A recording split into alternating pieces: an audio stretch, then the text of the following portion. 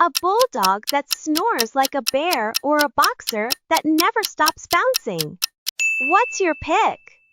A French bulldog with bat-like ears, or a pug with the cutest wrinkled face? Share your answer. A Great Dane that towers over you, or a street Bernard that always carries a barrel? Let me know. A Jack Russell Terrier that solves puzzles, or a Dalmatian that paints spots everywhere?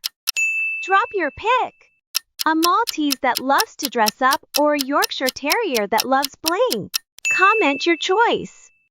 A Doberman that's always alert, or a Rottweiler that gives the best hugs? Tell me below.